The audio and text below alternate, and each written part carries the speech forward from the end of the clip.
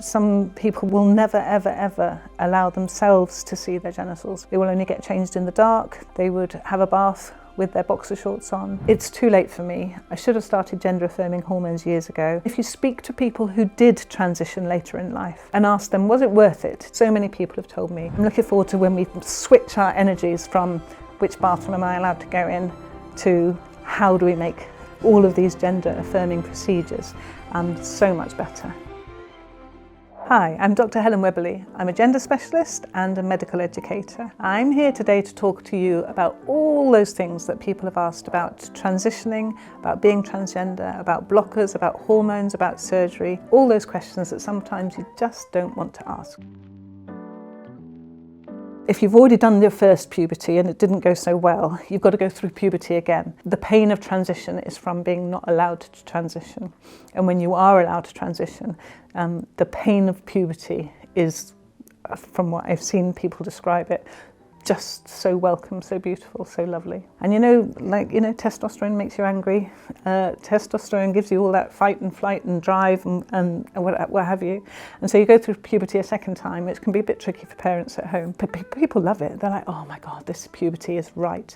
This one is so much better than the one I had before. Look at my body changing and developing in the way it should be.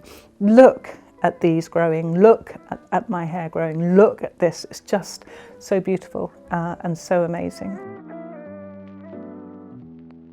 I don't think sex hormone development ever stops. So how long does it take to transition? It takes forever. It's always developing, always persisting.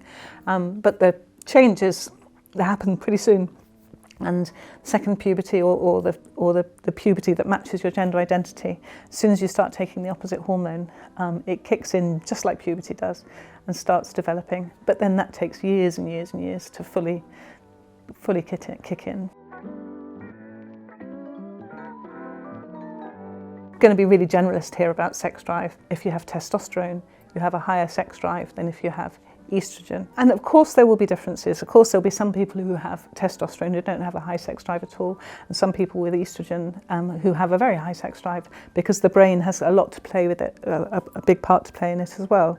But what we do see is that people who have switched from having an estrogen profile to having a testosterone profile, you will find libido, sex drive will increase traditionally with testosterone. But the other thing also happens is that if you are transitioning and you have the sex hormone profile that matches you and your body starts behaving and looking the way that fits better for you, then that gives you enormous body confidence. And of course body confidence gives you brain confidence, gives you, and that can have a really great impact on your sex life as well.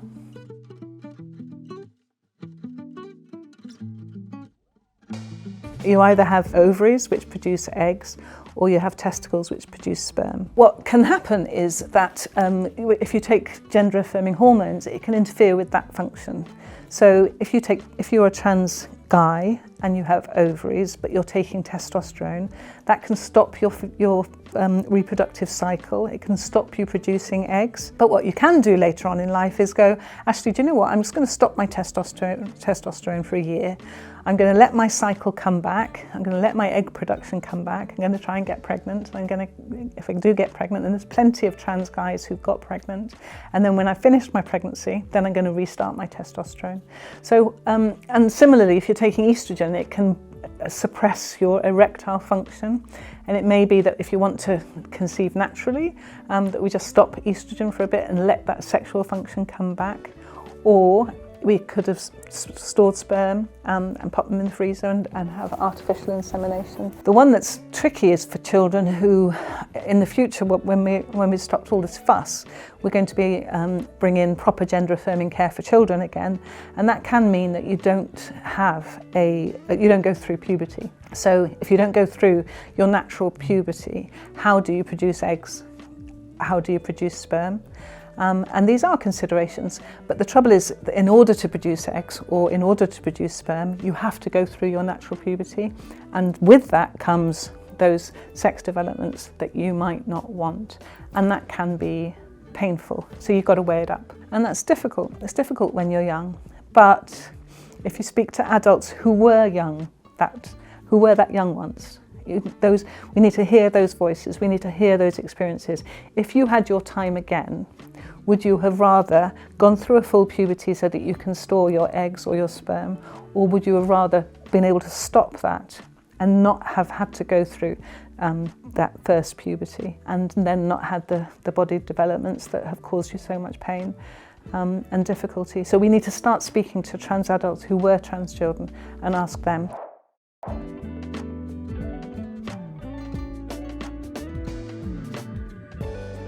Some people say, it's too late for me. I should have transitioned years ago before all this happened. I should have started gender affirming hormones years ago. It's too late. Look at me. I'm never going to pass as a woman or as a man. If you speak to people who did transition later in life and ask them, was it worth it? So many people have told me, I've never looked back. I know, I've been through testosterone for 60 years of my life. I'm never going to look like her over there. But living authentically, living as me, being with my girlfriends, being part of the girl group is just so affirming, so happy, so rewarding. You can try it, give it a go, see what it's like. Just small steps like underwear or scarves or nail varnish or whatever, just small steps, take it easy, see how it feels for you. I think sometimes the trans guys have it easier because testosterone is amazingly powerful, and by the time you've taken testosterone for a few months and your beard starts growing and your moustache starts growing and your muscles start developing and your frame starts changing, masculinity seems to come easier visually. So I think it's kind of easier for trans guys to blend in or pass. And I suspect that we walk past trans guys every day in the street and don't have a minute's idea, which is lucky for you guys.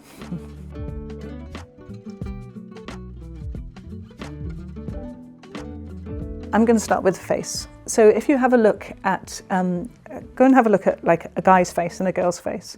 And for example, their brow here, estrogen puberty makes that quite flat and unsticky outy, whereas a testosterone puberty, if you have a look at side on people who've been through a testosterone puberty, the brow bone sticks out much more. The hairline is further back. The jawline is much, that angled jaw that testosterone causes. Very different from an estrogen shaped face. So you don't really think about it much until you actually look at it in detail, but what estrogen and testosterone do to your skeleton is very, very different. And so some trans women who've been through a full testosterone puberty on their face, they're like, I don't like this jaw, I don't like this Adam's apple, I certainly don't like this brow, I want my hair to come down here, not be back here. And so you can do that, and it's quite extensive surgery. You're basically taking your face skin off and shaving off your brow, shaving off some of your jaw, shaving off some of your Adam's apple. But it's possible, and we call it facial feminization surgery. And you can undo some of the bone growth that testosterone did for you. And also with your voice as well, there's the vocal, when someone's voice drops because of testosterone puberty, the vocal cords in your larynx, they change shape, and you can have that altered slightly so that you can change your pitch. So if your voice has broken, you can undo some of that. Maybe not all of it, but certainly some of it. Chest surgery, so you can, it's interesting, if you have a look at someone who's been through an estrogen puberty, their nipples are in a very different place to someone who's been through a testosterone puberty.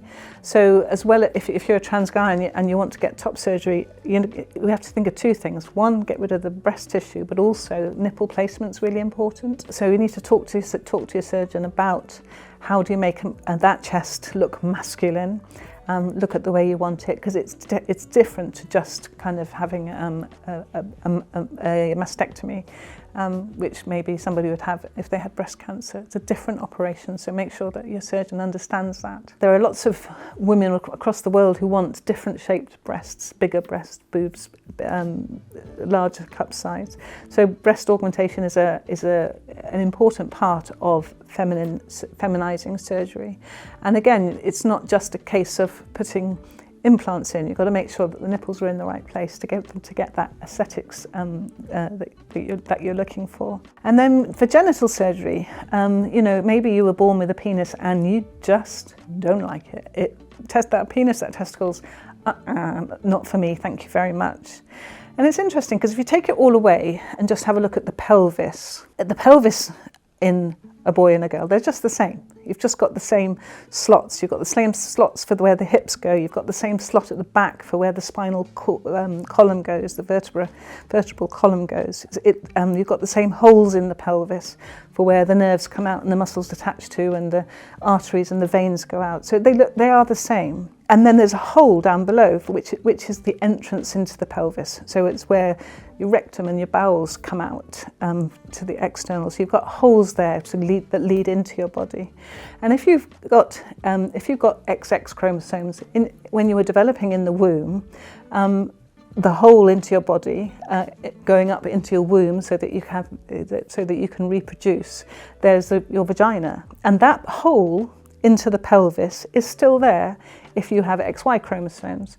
It's just that instead of creating ovaries and a vagina and a womb, if you have XY chromosomes, you created a penis and the testicles and a prostate gland.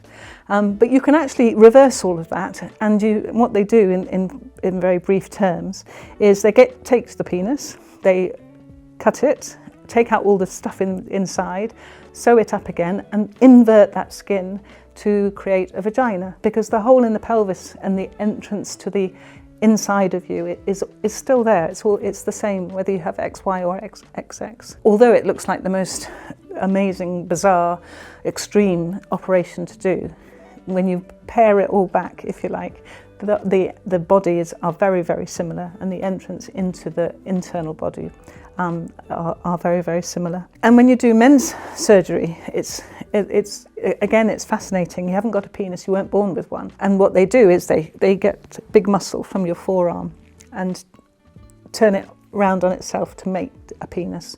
The labia majora, they sew them together and pop two prosthetics in, two artificial testicles. And there's all and that gives you your penis and your testicles. And there's all kinds of ways that you can maintain sexual function, keep the nerve endings that you need, that are so important for sexual pleasure, keep those intact. You reuse them. And for erectile function, one of the testicles that you can make into like a pump that you can then inflate and give you erectile function.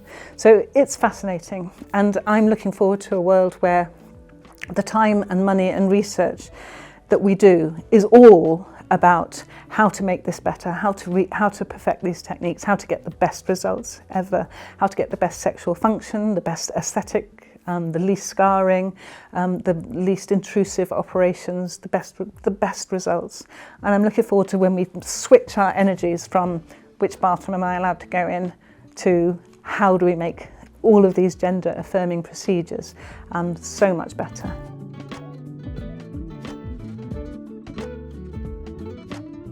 You know, some people have very bad gender dysphoria, genital dysphoria, and you know, some people will never ever allow themselves to see their genitals. They will only get changed in the dark. They would never look in the mirror. They would have a bath with their boxer shorts on, because what down below just looks so incongruent, so different to how they want it to look and how it should have looked and how the world says it should look. And then imagine trying to have sex if everything is just so wrong. It can be really difficult. And talking it through, talking about the fact that your body is different to how you want it to be, and there's nothing we can do about it, is important. Why is it so painful for you? Is there any way that we can make it less painful for you? Is there another way of looking at your body, or understanding your body, or coming to terms with your body, that will help you to accept your body in a different way? And once we have that acceptance, and maybe even some maybe even some love, and that then will help in all ways, including obviously your sex life. But it's tricky, it's hard. When your body isn't how you want it to be, it's really tough. I get that, I do. It's hard to get to squeeze a girl's body into boys' jeans because the curves are different, the shape is different, the zips are different. They've been designed differently because body shapes are different. If you're a woman and you've slipped on men's jeans, you're like, well, what's all this baggy stuff at the front? I don't need all that. And also from the physical side as well, when you're looking, you don't look, but you just understand that boys have bulges down there that girls don't. Girls have a triangle that boys don't. And it's just how we've become accustomed to looking at girls and boys and men's and women's bodies. So you know, there are things called packers that you can use to pack your jeans to give you that bulge, give you the illusion, the shape of what the world sees as a boy shape. And it can give you great confidence, because body confidence is really important for everybody. Maybe we can argue that it shouldn't be.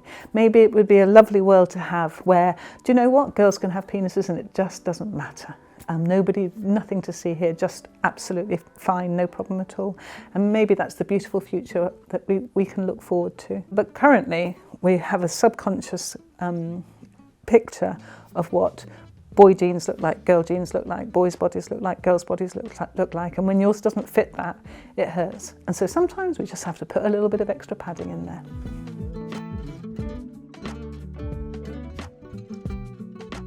Dating can be really tough. When do you tell? When do you have that conversation? And that there is no right answer. If you speak to trans people who've been on dating apps, for example, they may have tried it all different ways. So to begin with, they didn't put it on their profile, but then they had to say it somewhere. Was it at messaging stage, or is it on the first date? Is it on the fourth date? What stage do you put that disclosure in to say, I am trans?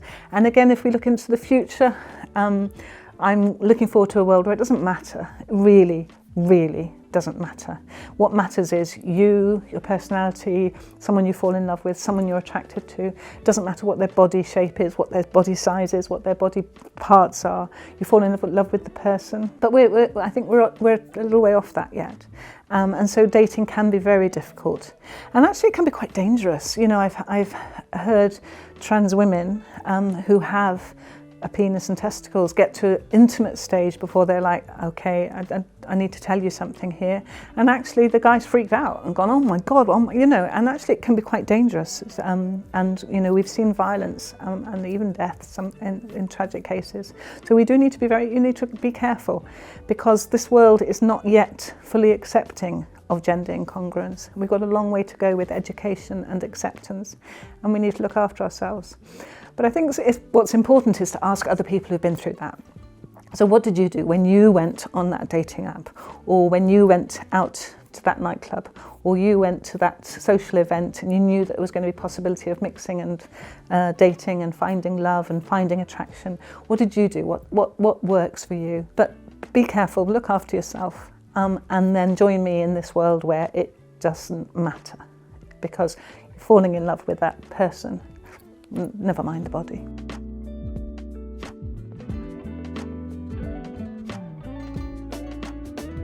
Two things about people. People like talking about themselves, and people like learning. People like asking questions and finding out about new stuff. So when you've got someone who's interested in finding and don't know very much about transgender people or transgender identities, gender incongruence, then maybe they've got loads of questions.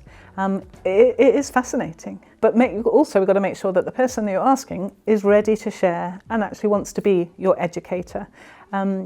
Because there's lots of different ways of learning. There are lots of people online who are very happy to share their stories, answer questions, ask me anything kind of thing. And there are other people who are very private and say, absolutely nothing to do with you. I wouldn't ask you that, so please don't ask me that. So basically, we've just got to read the room. Yes, you've got lots of questions, but how are you going to get them answered? And it's not every single transgender person's role or responsibility to be the educator. They're just as peaceful in life as you are. And think about the questions that you want to know the answers to. And what if somebody asked you those questions? Would you be happy if someone just came up to you and said, listen, can I ask you about this? You'd be like, no, no, that's my own personal private body life thoughts, way of thinking. So yes, we have lots of questions. Yes, it's fascinating. Yes, we'd love to learn, but there's different ways to learn, and make sure that the person you're asking wants to be that educator for you.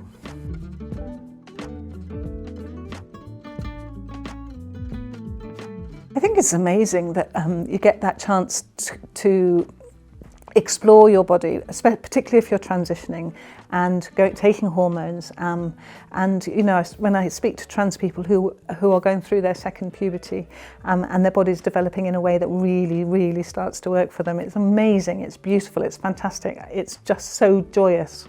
And the gender dysphoria turns into gender euphoria, and it's almost like they want to shout it from the biggest, highest top of the mountain, because it's so exciting, so amazing. The mind starts fitting in with the body starts developing in ways it should have always done in your mind, and it can be just beautiful and amazing. Thanks for watching, thanks for listening, and don't forget that I write about this all day, every day on my website. Come and have a visit, I'll see you there. Link is below.